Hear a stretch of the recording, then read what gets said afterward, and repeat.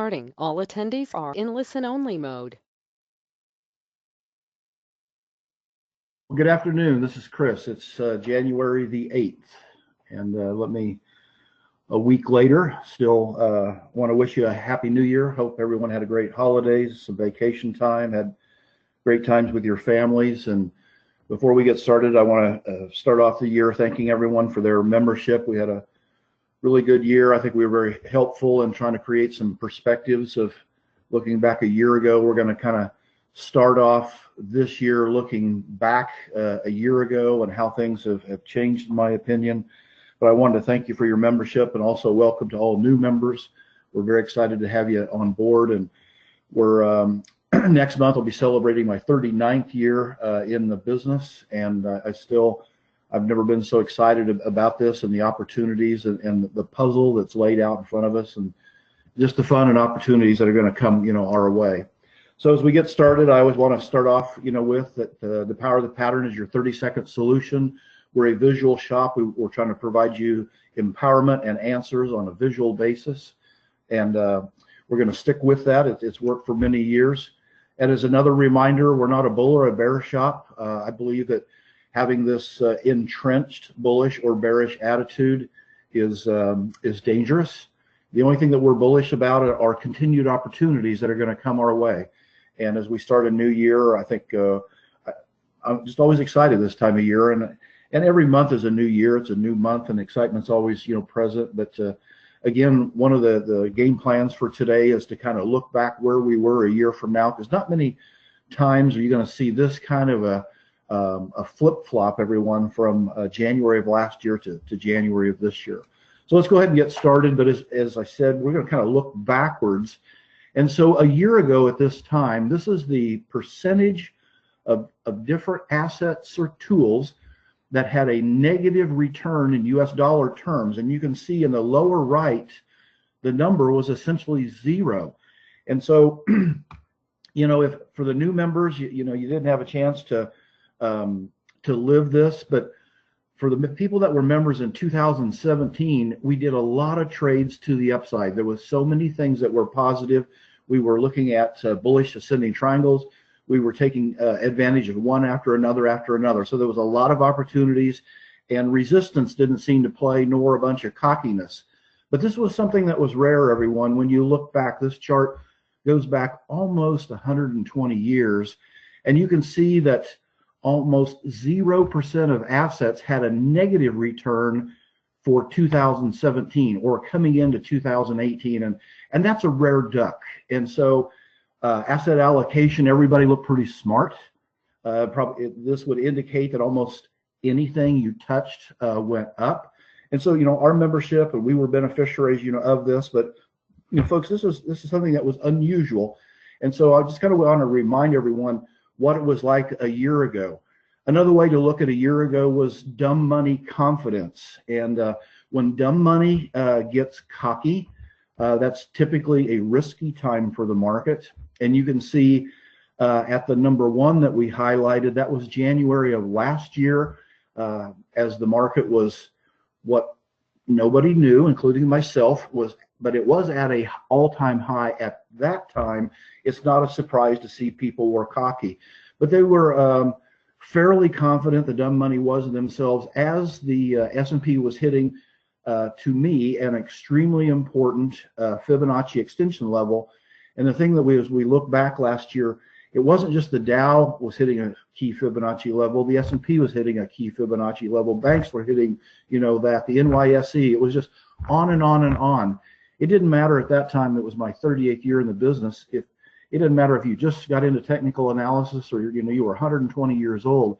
It was really a rare situation to see all of these Fibonacci extension levels coming into play at one time. And that's why I stuck with bringing that up over and over and over, month after month, week after week, through the year 2018, because this was such a rare situation. But again, a year ago, dumb money was very cocky. Smart money, on the flip side, was getting concerned. As the market was at a high, you can see that smart money, when this number is low on this chart, smart money is getting cautious or scared, that the market could be close to a high. And you can see that it was nearing some extremes that we'd seen over the last few years. At the same time, this chart looks at the number of indicators that were showing excess optimism. And you can see a year ago in January that it was at the highest level in the last few years. So again, this was an indicator of frothiness, of excess confidence and cockiness among global investors.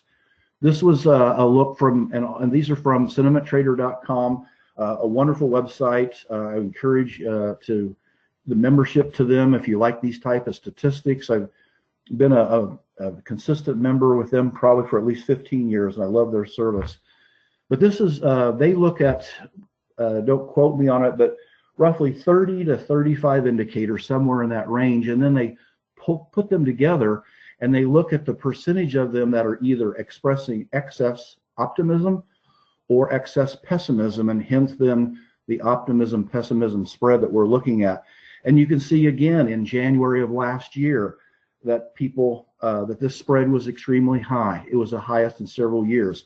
And when all of these indicators that we have went through so far are at those levels back a year ago, the markets are typically closer to a high than a low. And so this also looked at the investment and the advisor and investor model. And what this is this looks at suggested asset allocations. If the number's high, the advisor investor model suggests that you have a lot of exposure to stocks, or they have exposure to stocks, excuse me. And when it's low, then it's the polar opposite. The suggested advice is low exposure. But as you get to looking at this, folks, this is a pretty good contrary indicator. So a year ago at 1, the model was suggesting over an 80% exposure to stocks. In hindsight, as we look back, there was a high exposure to stocks being suggested as they were peaking, not as they were bottoming. So while all of these sentiment indicators were where they were, I mentioned earlier that many key indices were at Fibonacci extension levels. And folks, you know, when you look at historical, you know, there's always going to be an important Fibonacci support or resistance level that probably most of us can go dig up in hindsight. But I can't reiterate enough that how important that these levels still are, in my opinion, because we tied them. It wasn't rocket science, everyone, but we tied them to the, in my opinion, the two most emotional highs and lows over the last 12 years. And these, in the upper left is the S&P, and we tied that to the 2007 highs and the 09 lows. Did the same with the Dow in the upper right. But in the lower left, we took an even, I think, a more emotional tie-in on the Fibonacci level.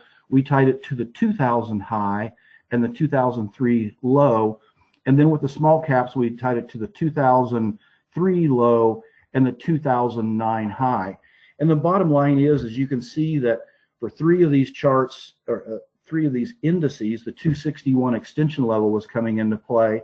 And on the NASDAQ in the lower left, the 161 extension level was coming into play. So these were very important resistance. These were 800-pound gorilla levels. And then these are all monthly charts, everyone. And you can see the relative momentum in the top part of each chart was at levels seldom seen in the last 20 to 30 years. And so, again, there was a heck of a collection of cockiness, extension levels, and overbought momentum readings all coming into play a year ago at this time. And it was something that we hadn't seen, you know, in years.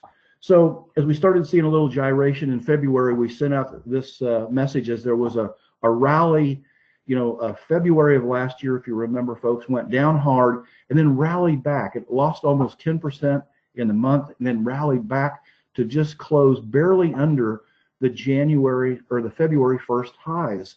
And so at that time, when we started seeing all of this coming together, we suggested that a trading range should be starting. Capital preservation for months to come was going to be key. Cash was probably going to do, you know, better than anything. And this is something that I hadn't shared with, if you'd been a member for the last 8 years, you hadn't seen this type of a message, you know, come out. So it was a rare situation for us. We felt it was a rare situation for the market from a power of the pattern perspective. And so that became a mantra early in the year, and it really ended up being helpful. And so one of the first charts that we started with was that a year ago, the number of assets that had negative returns was almost zero. But as we finish out the year, the number of assets that had a negative return for 2018 was around 93%. And this was the highest percentage of negative returning assets in almost 120 years. So this was the year for asset allocation to struggle. Some financial representatives in the business use a system called Monte Carlo. Monte Carlo struggled a bunch this past year. You know, when you think of the ostrich in the sand, folks, there wasn't, you know, a lot of people tried to think the sideways to negative action wouldn't take place, and they stuck their heads in the sand, but it ended up being a painful year if they took that type of an attitude. So again, we've now, in 1 year, went from almost a 120-year extreme to the low side. In other words, a huge number of assets were outperforming, or they had positive returns, excuse me, to the polar opposite in 12 months. And there's just nothing like this has been seen, excuse me, in this chart in the last almost 120 years. So we had an outlier a year ago. We have another outlier right now. So this was a piece that I found on the social atmosphere from atlasinvestor.com, and I thought it was a good piece. It just looked at performances for last year on many different asset classes around the world. And you can see the only thing in green in the upper left was that, you know, the big winner last year was Treasury bills because it didn't lose any money. And then the U.S. Treasury intermediate note did make some money as well. But then once you started going down the list, you know, we started seeing declines and even government bonds, which is a rare. Metals wasn't a place, you know, to hide. Real estate wasn't a place to hide. You know, emerging market bonds wasn't a place to hide. Commodities weren't a place to hide. And then as we get into this right column after commodities, you can see Asian and European stocks really took it on the chin, you know, last year. And some of them definitely, from the German stocks to some of the Chinese mainland and tech stocks, they definitely, on a calendar year basis, are in the so-called bear market territory of a 20%, you know, decline. So it was a rough year for most assets. I thought this was interesting. This looks at from Forbes, or excuse me, from Bloomberg, the 500 richest families in the world. And it's just fascinating to me that their value was the greatest for the whole year when it hit the 261 level. But by the year end, the 500 wealthiest families in the world lost nearly $1 trillion by sticking with assets that were heading south and asset allocation models. And this is that's a decent amount of money, you know, losing $1 trillion. And I think, you know, looking back, I wouldn't be surprised if a few of them say, gosh, I wish I would have, you know, been aware that I ought to be protecting capital versus putting capital at risk for the year 2018. So as we stick with the theme in our monthly Connect series, there's always going to be some good, bad, and the ugly. I like this frame. I hope you guys do. All of you guys and gals like that. So I want to start off with, because there's always going to be some in each category. I want to start off with the good, and I want to preface it. We're not a bull or a bear, but it's always a good to me when things are at extremes. So we're going to go through some of the charts that we started off this webinar with, but this one is updating, excuse me, through current. And this is one of the ones that we looked at earlier, which is the percent of indicators that are expressing excess optimism or pessimism and the spread. So this was a year ago, right now, when we suggested, hey, cash is probably going to do really well. Keep your trades small, keep them infrequent, just look for appreciation through market decline. In other words, you're going to have an opportunity to buy things at a discount, is what we thought a year later.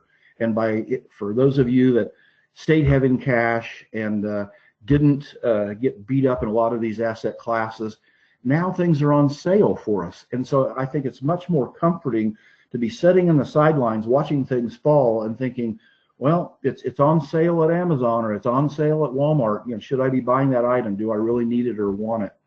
So as we look a year later, this is where we were a year ago. This is where we are currently, and you can see the optimism pessimism spread is low. It's near, as of like a week ago, it was at extremes seldom seen in the last 11 years. And you can see that in these green highlights that, you know, this is the S&P above, and you can see that it's still above a decade-long rising support line. And we're going to continue to pick on this support line because it's so critical, because it does represent a 10-year uptrend. So we're testing the uptrend with now indicators at very low levels. And you can see in 2016, this was when the Dow and the S&P hit the 161 fib level, went sideways for almost 2 years. So you can see that was a trading range taking place here. The trading range came down to test support, but you can see that the spread index was at very low levels, which ended up being buying opportunities. Now, if you'll notice, I've got a red highlight, over in the lower left. So this has a very good contrary indicator, or when the spread is low, stocks are typically closer to lows than highs, but it's not perfect, because I wanted to highlight that while the S&P was losing 50% of its value from what 07 to the 07 peak to the 09 low, you can see that this indicator was down here several times, and even though the spread was at extremes, all it was during the 50% decline were opportunities to trade a rally in an ongoing bear market. And so it's going to be important for us going forward to determine and look for power of the pattern empowerment tools to, are we still in the long-term uptrend, or are we in a downtrend that these indicators, can fool us? So again, I want to talk about the good, and what the good means is, to me, anything at extremes presents good opportunities. And because we don't wear a bull or a bear hat, we don't care which extreme is taking place. But since the 2009 lows, once this rally started from March of 2009, when this optimism pessimism spread was this low, the market was closer to lows than highs. And you can see where we are, right now on 10-year support, and the spread is very low. A similar thing is taking place in the dumb money confidence indicator. This was a year ago. You can see dumb money was fairly confident. And when they were confident, they were probably fully invested. And that was the time we said to walk away. And now dumb money is scared. And so, again, as we look back over the last 9 years, after the market bottomed in 2009, when the dumb money was this concerned about the market was closer to lows than highs. And that's where we are, currently in the lower right-hand part of this chart. If we flip it around to the smart money, when the smart money is high, in other words, they're getting confidence to buying a dip. And you can see that a year ago in January, the smart money was concerned. They were accurate. It was a time they were feeling the same way that we expressed to you as members, looking at that cash was going to be opportunistic. You're going to get some bargains going forward. So now the smart money is it's at a confident level again. And several times since the March 2009 lows, when the smart money was at lofty levels similar to now, the market was at significant lows or tradable lows, that some good upside action was took place if you were willing to be long. Now I'm going to update the advisor and investor model. You can see that right now, or let's just go back, we covered this earlier. This is where the model was a year ago, January, when it was hitting the 261 highs. The model was suggesting a high exposure to stocks. To me, that's risky times. Now we're on the flip side, folks, that essentially the model's suggesting about 0% exposure. And again, you can see since the March 2009 lows here, many times when this asset model was suggesting almost 0% exposure, it was actually a good time to increase exposure. So again, we're at one of the lowest numbers we've seen currently that we've seen in the last 10 years. Another indicator that's different, but is saying something similar. This is the percent of bullish advisors less the percent of bearish advisors. And so this is a year ago, this pink horizontal line, when the market was hitting the 261 level. You can see the number of bulls over bears was at the highest level in many years. This was another piece that suggested to me that this is where we talk about using the term harvesting. We had through 2017, we did, as we shared earlier, many profitable trades that were good to our bottom line to the upside. But it was at that time, a year ago, that we switched that mode from looking at as many positions as we could hold. There were times that we had, 10 to 12 positions long at the same time. That all of a sudden now we looked to suggest the flip side, as there was so many people bullish over bearish. Now, as 12 months have rolled by, we've seen almost a 20% decline in the broad market. I think the S&P from peak to trough was down around 19.9% before the last couple of weeks rally.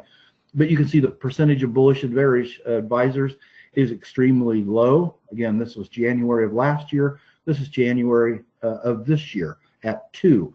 And so I highlighted, this is when the S&P hit the 161 level, when it traded sideways again. We'll just come back and always discuss this trading range. You can see that a lower low was established in this trading range underneath the 161 level. And then once it broke above it, then the market rallied 50% in 1 year. So this is why these Fibonacci levels can be important. But you'll notice at the lows of that trading range, you can see where there was very few bulls and an excessive amount of bears at the 2016 lows. In 2011 and 2010, the same thing took place, as far as that there was many more investors bearish than bullish. And looking back over the last 10 years, markets have often been closer to lows than highs when the bull-bear difference is at current levels. The declines of late are causing people just to say, get me out of here.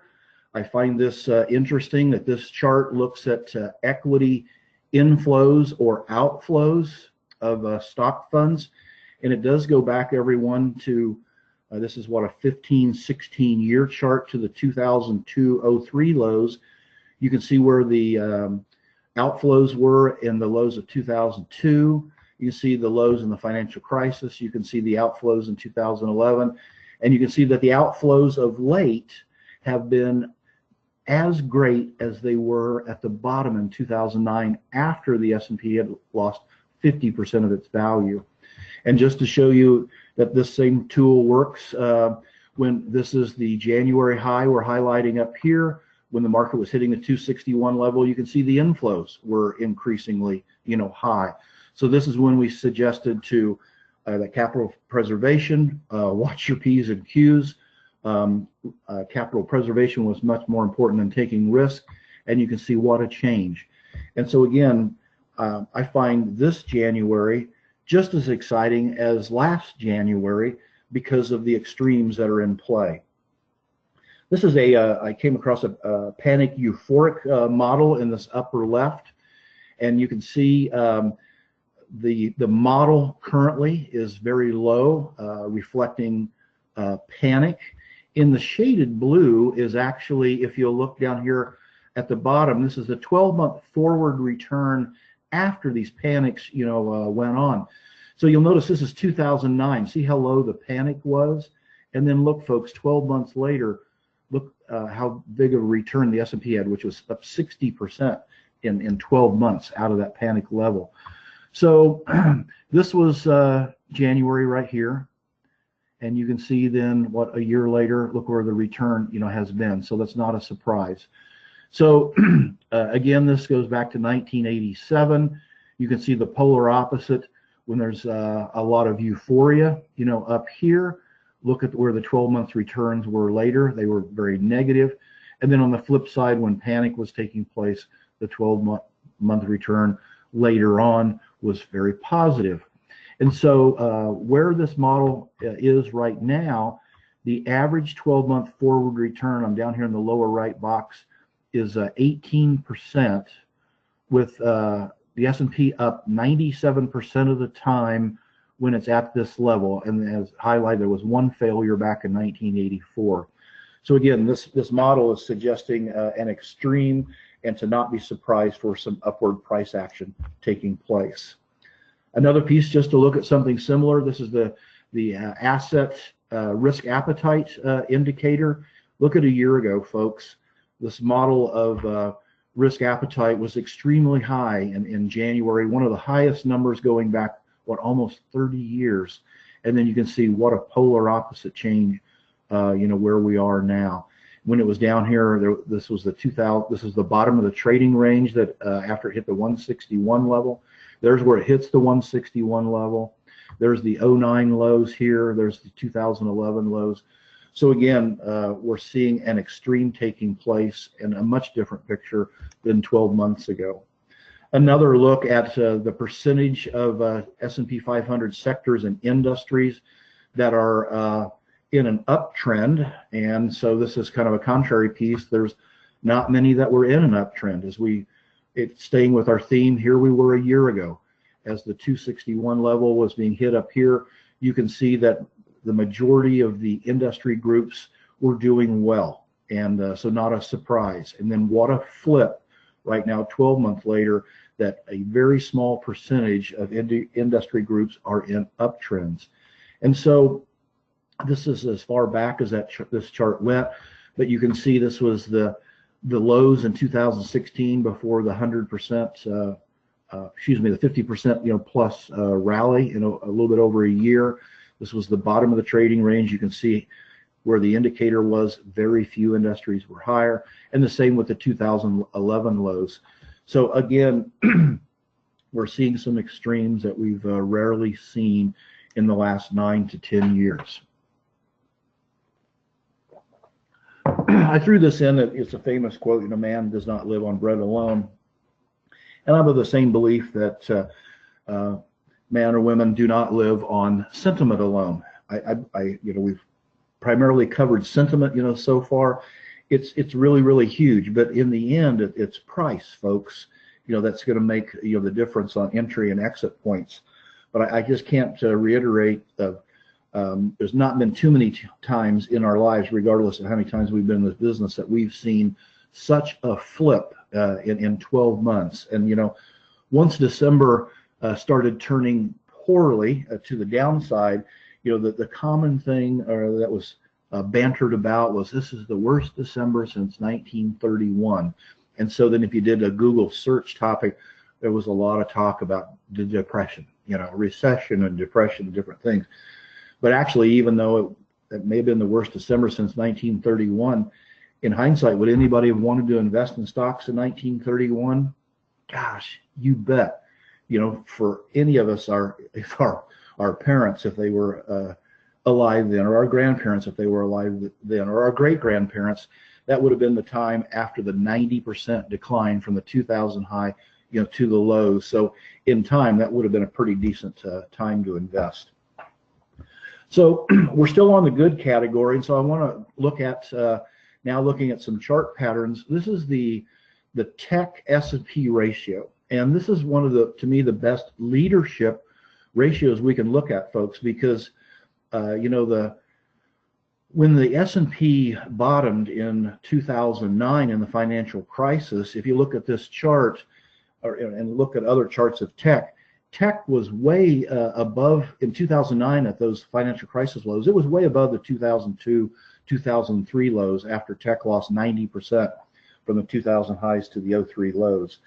And so since 2002-3, right down here, this ratio is moving upwards, which means that the QQQ has been stronger than the S&P. So folks, this is a big one to me, that this looks at leadership. And so this is this isn't a 9-year rising support trend that's in play. This is a 16-year support trend. So even though it's been ugly for some FANG stocks, it's been ugly for some semiconductors, it's been ugly for numerous tech stocks, this ratio is still in a bull trend. It has not broke this support line. And you'll notice that the majority of the times, here was even 2007, here was 2009, 2012, 2016. Any time that this ratio was touching the support line, it was a good time to own some tech over the big caps or the S&P 500. So, I would sure move this from the good category to bad or ugly if this support line breaks. But so far, despite all the negativeness, it's so hard to find, bulls, bears are everywhere. Folks, this key support line is still intact. So this is a look at the VIX on top, the fear levels, and the S&P 500 equal weight ETF, which is RSP. And it goes back the last couple of years. I just kind of wanted to highlight a year ago, when the market fell from the January highs to the February lows.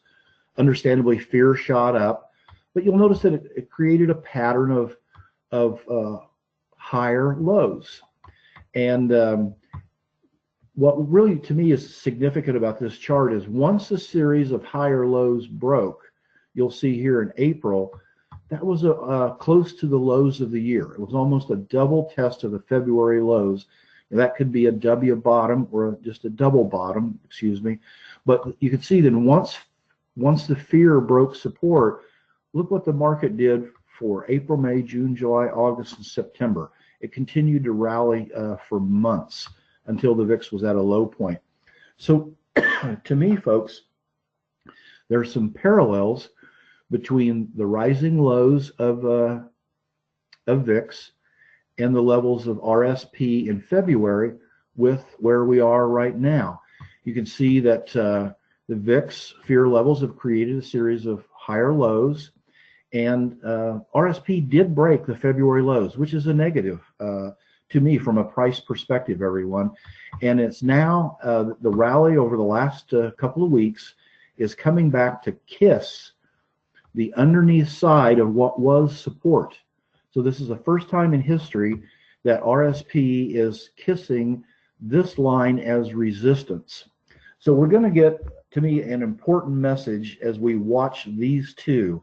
So the bulls would want to see a support break by VIX at 2 and a breakout above resistance at 1. A concerning message would come to the bulls if this support line for the VIX held and this kiss of resistance was heavy and selling got started. If we see the latter scenario that I just described, we're going to see more downside action. So we're really at a key inflection point in these two indicators here on the 8th day of January, the first week of the new year. One of the things that intrigued me as I started seeing sentiment at extremes, support levels coming into play, was I was trying to think about everyone, where is a sector or an index that's kind of the road less traveled? We hear a lot about large caps, and then we hear small caps, and we hear tech, and each of these different industries or sectors have vulnerabilities to US dollar strength and weakness. But I started looking at this ratio, which is mid caps to large caps. And so this looks back over 9 years, and you can see at the 2016 lows before the presidential election took place. This is essentially when the S&P broke above the 161 level. You can see that mid caps reflected a lot of relative strength to large caps. So in other words, it paid to be overweight mid caps over large caps. Obviously, we're just to own mid caps. But then you'll notice at starting the beginning of not last year, but 2017, that nearly for 2 years, mid caps have underperformed large caps. So the decline of 2 years took several things into play that intrigued me from an oversold condition. You can see that the ratio is now at the bottom of a 9-year channel. A couple of other connect the dots support lines were in play. And then you can see at the top that relative momentum is at one of the most oversold levels in the last 9 years. And while the index was going down, lo and behold, there's a bullish divergence taking place that momentum has actually seen of late, a series of higher lows. So this was one of the things that interested me and caught my attention of why I wanted to start to take a position in mid-caps last week, a week and a half ago, whichever that it was, you know. And so we have seen some strength in just actual strength. The MDY, the mid-cap position, is doing well, but it's also reflecting relative strength over large caps. So we're getting a little more bang for our buck in owning mid caps compared to just the S&P 500. So we're going to move from a lot of good things, from extremes, to things that we want to be aware of that could be bad if things continue to unfold. You know, a year ago, one of the things that we started highlighting was that there was multiple bearish or negative divergences taking place in some key indices or sectors that sent negative bearish messages right before the 2007 high and when the financial crisis got started.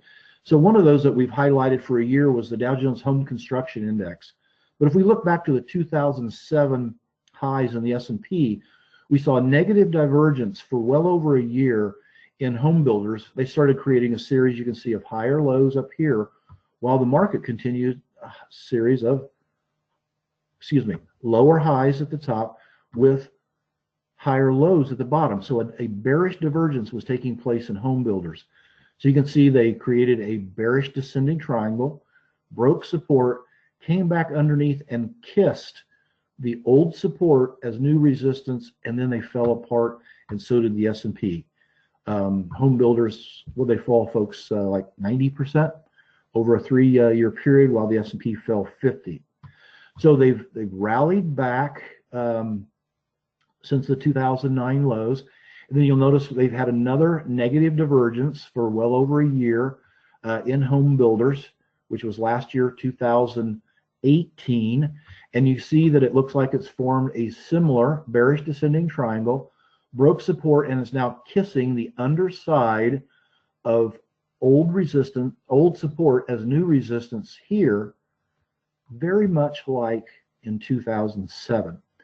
So why I moved this to the bad category is that the divergence is taking place, and this would send, if home builders would happen to find this to be 800-pound resistance, and if they'd start falling off, and then in combination, if you'd see this 10-year, 9-year, 10-year support line broken by the S&P, it would definitely be bad news for the bulls. So I'm going to continue to watch this closely, folks, but again, this negative divergence has not proven itself that it's out of the woods by any stretch. And so if we would happen to see home builders peak and start selling off, bad news for the big picture. Similar activities that took place in the banking industry. We started highlighting this a year ago, but looking back to 2007, there was a negative divergence taking place. The banks were creating a series of lower highs as banks were creating a series of higher lows and higher highs. Well, once banks broke support and kissed the underside of old support as new resistance and started falling, banks fell 90%, S&P 500 fell 50%. So turn the page forward. Banks are at the same level as the 2007 highs. So we cannot rule out that a double top happened in 2007 and 2018, about over a decade later. A negative divergence has been taking place in banks. They've broken below 9 to 10-year support, and now they're kissing resistance, dual resistance here at 2, similar to kissing dual resistance here at 1 at the 2007 highs. Excuse me. So bad news would come into play and send a continued, because this banks and home builders have been sending a bearish message or a concerning message to the broad market for a year. The one thing that bulls do not want to see is banks find this to be 800-pound resistance and fall in price. If banks would fall in price here and the S&P would break 9-year support at 3, again, that would be a bad news message for the bullish case, despite sentiment where it is. Junk bonds, we continue to share every week in the global dashboard. We shared this divergence also a year ago. But looking back, I've been in the business 18 years. In 1998, I started in 1980, and junk bonds started diverging for almost 2 years, series of lower highs and lower lows, while the broad market from 1998 to 2000 created a series of higher highs and higher lows. So this was a bearish message coming from junk bonds. Finally, excuse me, the S&P rolled over in 2000, and we saw continued slippage in junk bonds and a 50% decline in the S&P. Turning the page forward, we saw a much shorter divergence of 7 months. This divergence here in 98 to 2000 was nearly 2 years. This was 7 months in 2000, but it ended up being a correct indicator saying risk off or capital preservation was going to be important going forward. And then rolling it over to 2018, we've seen a continued series of lower highs and lower lows in junk, sending a bearish message or a negative message to the risk on trade or to the broad markets. And so the three main tools that were canaries in a coal mine in 2007 were a bearish divergence in home builders, a bearish divergence in banks, and a bearish divergence in junk. Then turning the page from 2007 to this past year, we saw bearish divergences again in home builders, banks, and junk bonds. So there's a lot of parallels between those two time periods. And there's definitely technical damage, folks, that that has taken place in this latest 20% decline. So as much as I like sentiment at these extremes, these bearish divergences need to do some changes, or you can't do much about trusting a rally to the upside. So another key test that's taking place that is a positive right now, but would be a bad message. This would be the NASDAQ ETF QQQ. This is on a monthly basis. This is a 10-year support line. Here we are last year, hit the 161 level. You see a bearish hanging man pattern right here on this monthly basis. Then you see tech fall off. You see a bullish reversal pattern 2 months ago. It remains above long-term rising support. But this would be an index that we want to keep our eye on, that it's sending a positive message. And just because it's declined of late, it hasn't broke the 9-year trend. But I'm keeping this in the bad category just to say it would be bad for the long-term bullish trend if this 9-year support line in tech breaks at 2. Another one that is still, this is probably one of the first year that I found this the most fascinating, even though I found it interesting. I started sharing this chart, which was a look every year around the first day of spring and fall. In other words, March 21st and September 21st. For whatever reason, some very important turning points or highs and lows have taken place at these key equinox dates, or the first day of spring and fall.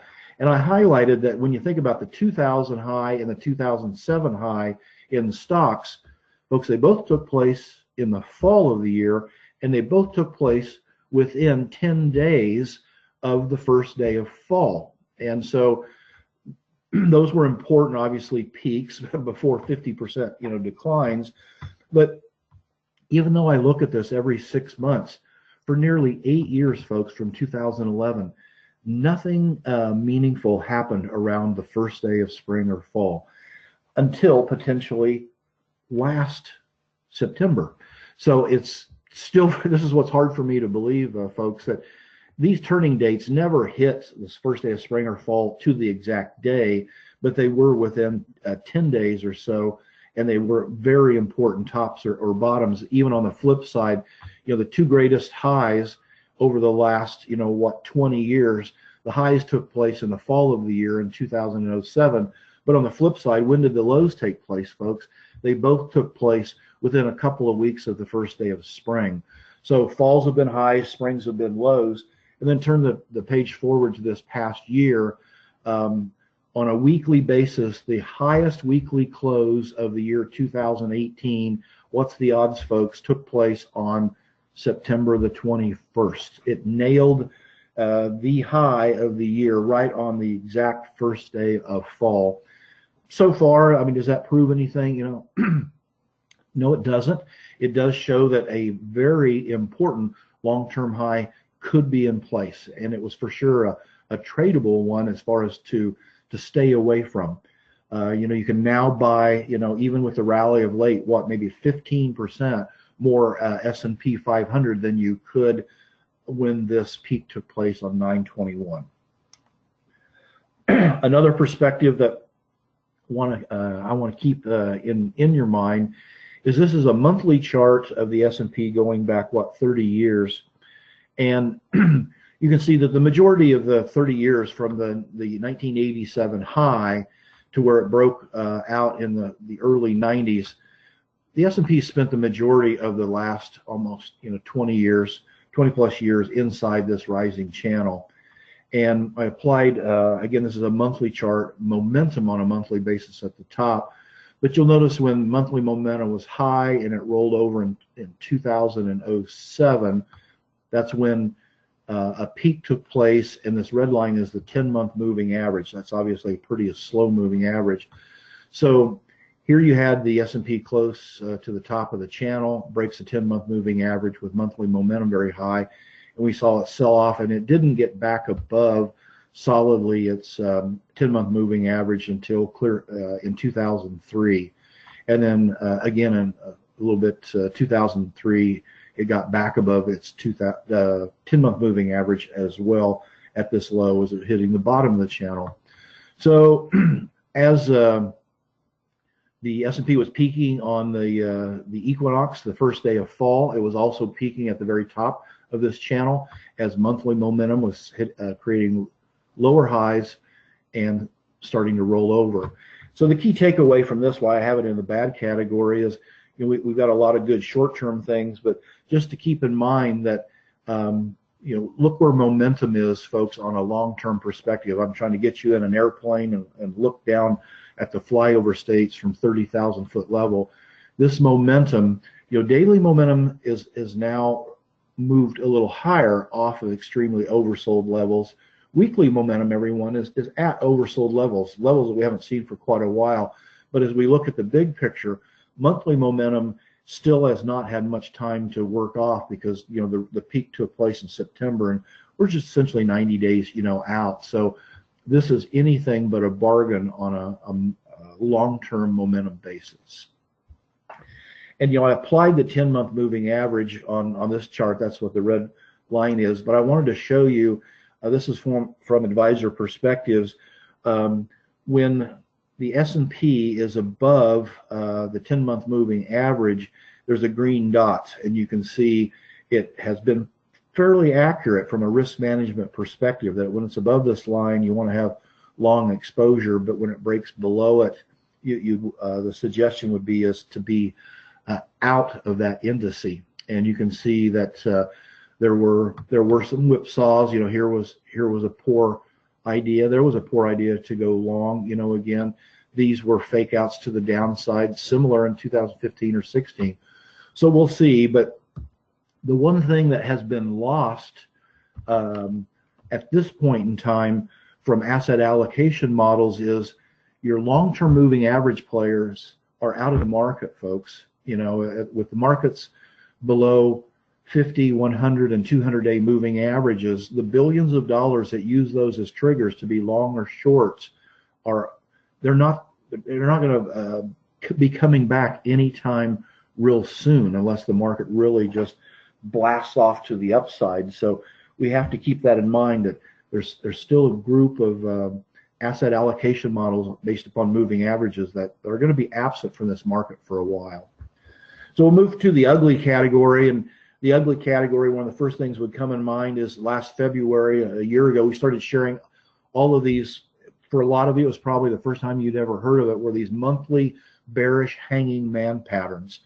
So this looks at the NYSE index going back over the last 20 years, and it highlights that a monthly bearish hanging man pattern took place in 2000. It took place in 2007. It took place in 2011, and declines of 22 to 55% took place.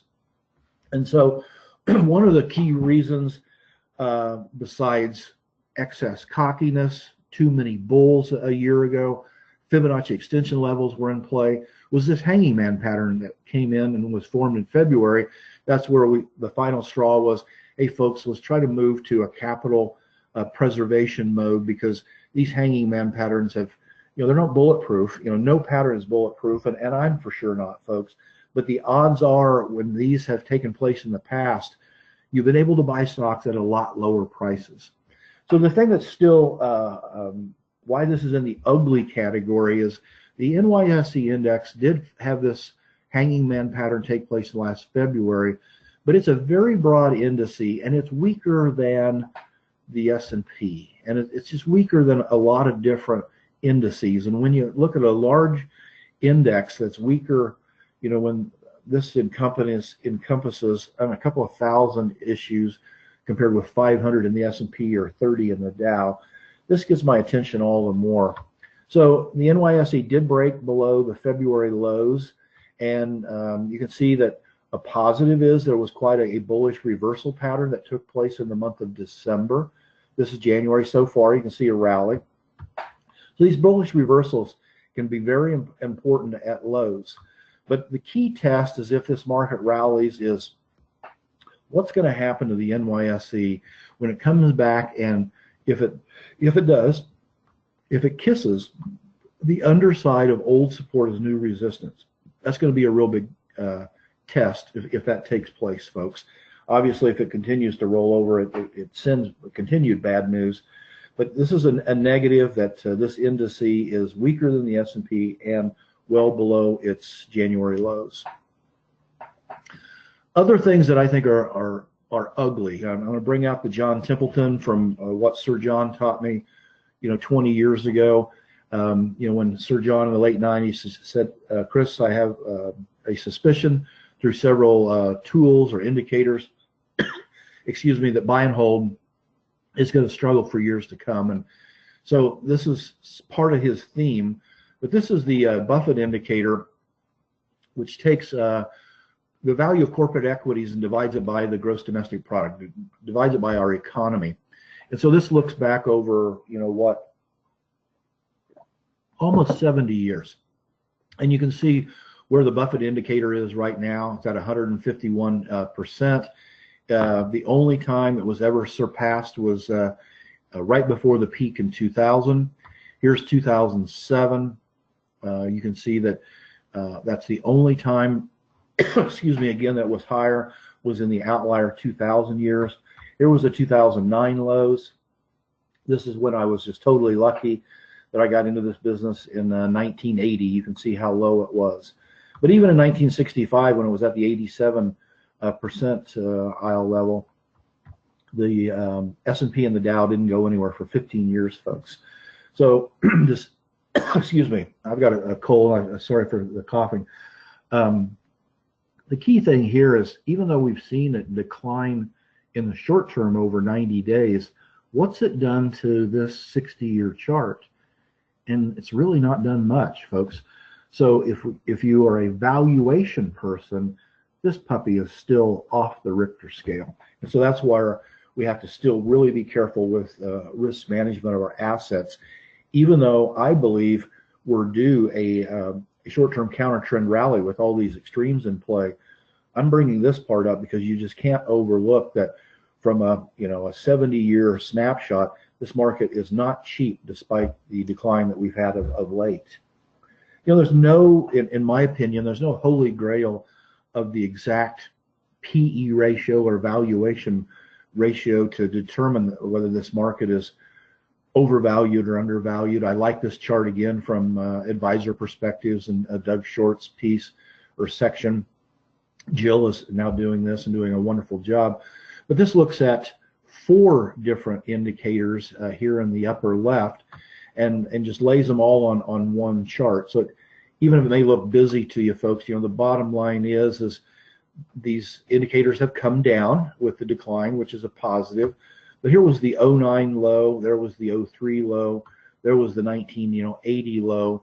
So it's nowhere near the lows of the great buy and hold opportunities over the last 30 years. And all of these, or most of them, are still above levels of 2007. So this chart takes all four of those that we just looked at on the prior page and just puts them together, makes a composite of those four. And so you can see this is going back, what, almost 120 years for some perspective. There was 1929 high. There was the 1932 low for a buying opportunity, 1950 low. That was when I got into the business. There's the 65 high. There's 2000, folks. There's 2007. And so you can see that we're not too far off from the levels of 2000. Even though the composite of these come down, it's anything but relatively cheap when you look at the 120-year picture. So this chart we looked at earlier, but I've added a little update. This is again the S&P in the upper left, the Dow in the upper right, the QQQ, the NASDAQ ETF in the lower left, and the transportation in the lower right. And this is where each of them hit their respective Fibonacci extension levels at each one. They still represent 800-pound gorillas, but the declines of late have each of them testing rising support at 2. So one of the main themes I've tried to share, I doubt that anyone liked it. In some ways, very humbly, folks, I wondered, should I share that I think the market will go sideways for months to come, and will that just bore the heck out of you? You know, could we lose members just from saying this sideways action should take place? But I've got to be really just straight with you on what I'm seeing, and whether you like it or not, regardless of your positions. My job and role is to empower you and share with you what I see, the patterns that billions of free-thinking men and women are taking. And so I don't think the trading range so far, folks, now I'm going to say the opposite. I'm going to say partially the same, excuse me. I still think we're in a trading range, but right now I think we're just at the lower end of the trading range. And so for people that want to be long, I think that's an opportunistic opportunity, a situation where we can see some rallies. But the big key to this are these rising support lines at 2. Because as we just went through, valuations are anything but cheap. And if these, 9, 10-year support lines at each 2, if they get broken to the downside, folks, we're going to be able to buy stocks a lot cheaper. So I think the bottom line is to look to be a nibbler at these support lines with sentiment where they are, but don't fail to know where the exit door is, because if these support lines break, we could see a lot more selling pressure take place than what we've seen so far. One of the cases that we tried to make a good part of last year was that whether it was the 2-year yield, the 5-year yield, the 10-year, or the 30-year yield, they were all up against a 20-year falling resistance. And when this resistance had been hit in the past, that's when yields peaked and stocks did as well. So instead of showing you all 4 charts, I just wanted to show you the 5-year yield chart. And again, this is going back to the early 90s, almost a 25-year chart. But you'll notice that yields have made a series of lower highs along this blue falling resistance line. And when a yield hit this falling resistance line in 2000, that's when the S&P started its 50% decline, and yields fell sharply as well. Then yields rallied back up, double top, hit that resistance line again in 07. Here we go again. Yields fall and the S&P falls at the same time. S&P loses 50% of its value. So one of the things that we've been sharing for months and months was that I thought it would be negative for stocks if interest rates actually fell. And so you'll notice that rates had been rising and stocks had too. But once, this is a monthly chart, so we go back to September right here. Once yields hit this 25-year resistance line, they formed a doji star reversal pattern and started falling, and that's when we saw the greatest weakness in stocks as well. So again, I think the market's in a rock and a hard spot from a perspective, but I'm not going to change on this tune, is that if yields would continue to fall, I believe stocks will continue to struggle. So, all of the talk has been about the Fed raising rates. I think, this in my 39 years, folks, I've always believed that the interest rate elephant is the world and the Fed is the tail. Because does the Fed set the 2-year yield? No. Does the Fed set the 5-year yield? No. Does the Fed set the 10-year yield? No. Does the Fed set the 30-year yield? No. So who does set the 2, 5, 10, and 30-year yields, everyone? Billions of free-thinking men and women. So when you look back in the low in interest rates in 2012, this past year I did a chart on 2-year yields that they were up 1,200%. Well, as those yields were going up for several years, where was all the angst from people about, oh, rising rates are bad? So just let some of that stuff go, folks, because I think it's just a poor argument. It doesn't matter. Price is the only thing that pays. Don't fall into, well, this is why the market's falling, or that's why the market's falling. I mean, when markets fall, folks, there's just more sellers than buyers. And when they go up, there's more buyers than sellers. And so don't try to overcomplicate it too much more than that. But rates are facing the 800-pound resistance level above, and I continue to believe that if rates fall, stocks are probably going to have some trouble. So welcome to January, everyone. Of the new year. I wanted just to share. We share. I hire a firm, a person, to do analysis on what are the best performing S&P 500 stocks during any given month of the year. And so this is the look on stocks that have done well in the month of January over the prior 10 years. You see this every month in the sectors report. But looking back over the last 10 years, the S&P has declined about 60 basis points in the month of January from 2018 to 2009, going back 10 years. But there have been some stocks that have done well. The chief stock that's been the best high flyer has been Netflix. But you can see there's several stocks through here that have done well in the month of January. And this very right column, this is something new that I added this year. And that's when a stock does, there should be 10 bars in each one of these horizontal slides. And when that stock is up, it's in the black, and when it's down, it's in the red. Nothing fancy. But you can see these are the 10 years that make up its percentage. So over the last 10 years, the S&P has been up 50% of the time and down 50% of the time in January. But these are the percentage of the time that these stocks have been up or down. And one of our criteria that we set out, folks, for this is that we're only going to show you stocks that have been up 7 out of the past 10 years in any given, month. So some nice returns from stocks. But here's now I'm going to show you some individual patterns that have my eye. So that the stock that's done the best in January the last 10 years is Netflix, and obviously it's just done well a lot over the last 10 years. But it's had an average gain of 21% in January, and you can see at this number 1 in the upper right that it has declined a pretty large percentage from, just call it 450 down to 205, almost 50% decline, formed this falling channel, and it's attempting to break out of this falling channel in this positive month in the first week of January of this year. So there's going to be 3 more companies I'm going to share with you today, but I'm keeping a close eye on all of the 20 stocks there, and I have buy alerts set on all of these if they start acting well. But I just wanted to show you a few of them. One of them is Netflix. It's making an attempt to the upside. If it continues to show some strength here, I want to own it. Another one on that list is Valero. It's an oil company, symbol is VLO. A couple of things that I like about it.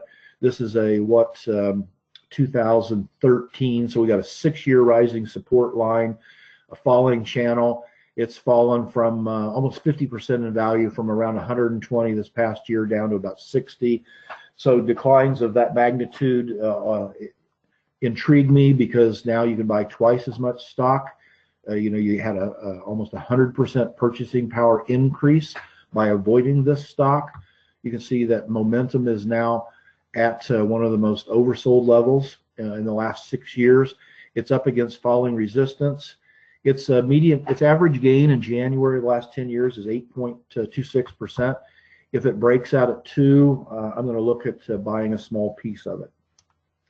Another stock that's on the list, banks and financial services company, has been hit hard, and Raymond James has not been able to escape that. It does have a decent track record as far as an average gain of 18% in January of each of the past 10 years. The decline of, how much did that fall, everyone, from $100 down? So it fell about 30% in value. It looks like it's testing 2017 lows. We see a couple of weeks rally here, and it's now facing falling resistance. So if Raymond James would break out at 2, I'm interested in owning a small piece of it. Boston Scientific is also on the list. You can see that it's had a median gain of 11.6% in January, and it's facing resistance, old highs of, this is a daily chart. I converted this to look a little bit smaller, but I do have a buy alert that if we clear, essentially, the 35, 36 level there where the arrow is, I'm going to look at buying a small piece of this as well with a tight stop. So again, I didn't want to go through 20 of these stocks, with you, but I'll keep you updated, on these opportunities in the January seasonal strong stocks.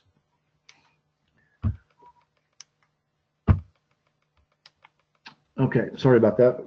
PC was froze a little. This is a chart of asset performance of different commodities, and I wanted to. We went and did we typically show you this based upon 5-day performance, but we did a little twist here because we're starting the beginning of the new year, and I wanted to look at performance based upon 52-week returns, or over the last year. And you'll notice this yellow box in the lower right. There's a lot of these commodities, starting from silver miners right here, through steel, copper, uranium, sugar, gasoline, lithium, and coffee, are down 20 to almost 33% over the last 52 weeks. And so these are, I wanted to highlight this. You can see that, as we started off this whole thing, 2018 wasn't a good year for asset allocation models. Out of all these assets, only a couple of them, were up. Palladium was the outlier, and the natty gas was a boom that took place. But you'll notice in the last 3 months, it's down 10%. So this took place a few months ago, and has actually been backing off heavily. But the majority of these are in negative numbers, folks. You see the parentheses are around them. So these deep negative numbers in this yellow box interest me from opportunities from deeply oversold and hard-hit assets. And so, these are all commodities, and so not telling any of you anything new.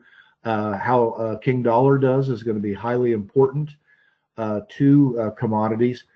This is a chart of the US dollar on top and the euro below, but you'll notice down here is 2018, that the majority of 2018, King Dollar experienced a rally, and that's what pushed so many of the commodities down. And we all know that crude oil, we like it at the pump most likely, but if you're an owner of energy stocks, Kansas is an energy state, not near as much as Texas, but this steep decline in energy and oil prices are not good for the energy states by any stretch.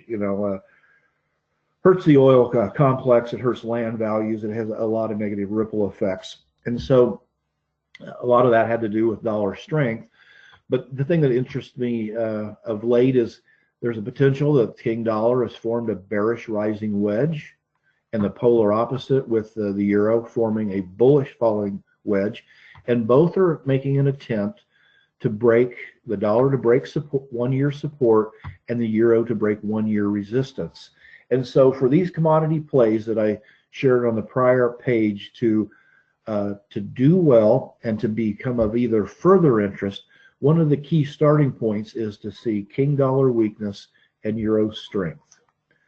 So a couple of things that I've got my eye on is DBC, which is the commodity ETF. You can see that essentially since July of 2016, it's pretty much went nowhere. It's in a trading range. This past year, it hit the top of the trading range, or hit resistance, excuse me, this past summer, and then has fallen hard.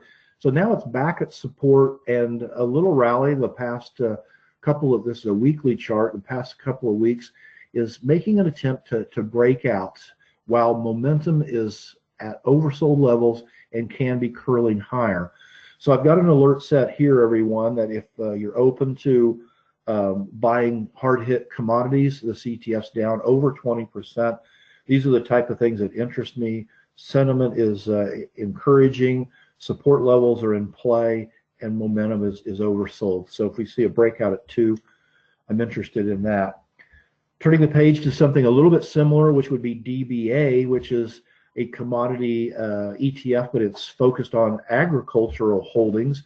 You can see that it's in a downtrend, folks. There's just no doubt about it. It's below long-term moving averages. So it does not have either of those things going for it.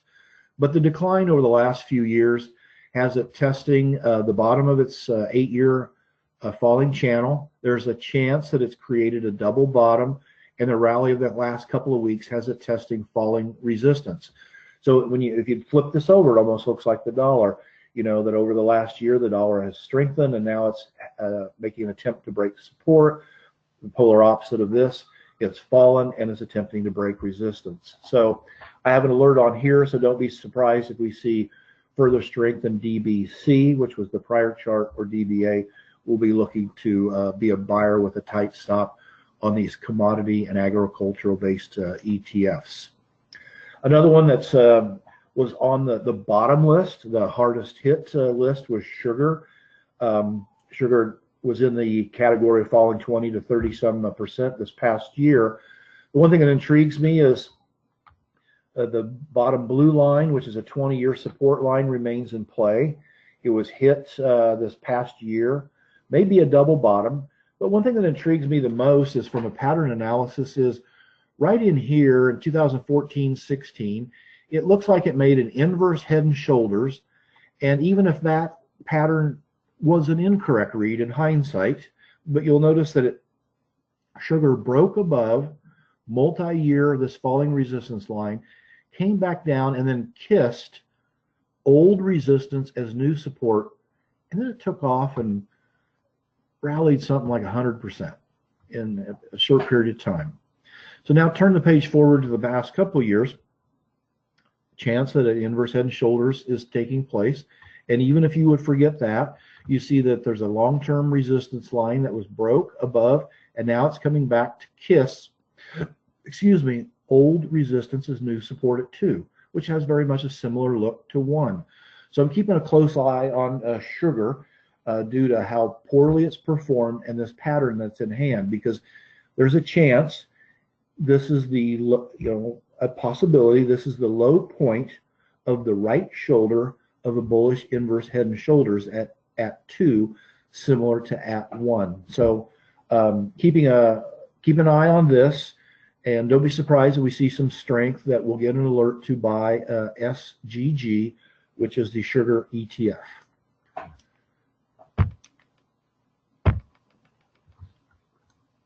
Turning the page forward to another hard hit commodity asset is coffee. So coffee, this looks back, over the last 14, 15 years. Significant rallies have taken place along line 1. There's a chance we got a double bottom here with a second retest of support at 2. So if we see a little bit more strength in coffee, I'm going to look at being a buyer.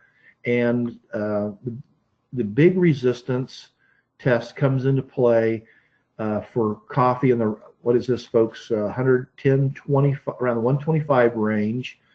You have the old highs and falling resistance that comes into play at 3.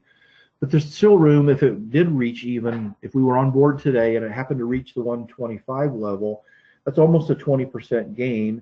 And then it would be a big test, and of falling resistance would be in play if it reached those levels. But if it did break the falling red resistance line, coffee could even do better. Coffee hedgers are positioned. They have one of the largest positions, believing that coffee is going to go higher. That's the position of commodity hedgers right now. So I like the combination of bad returns, long-term support is in play, and hedgers are betting big time that coffee is going to rally. So we've come to the end of this month's Connect Series webinar. I appreciate you hanging with me during this time. It's really exciting of the extremes that are in play. I look forward to presenting many opportunities in the months ahead. And again, I want to wish all of you a healthy and happy new year. We'll look forward to seeing you the first Tuesday in the month of February. And as quickly as time flies, obviously we had to wait a week because last Tuesday was New Year's Day. So the next Connect series will be about 3 weeks from today. So wishing you all well. Thanks again for your membership. Happy New Year. Bye-bye.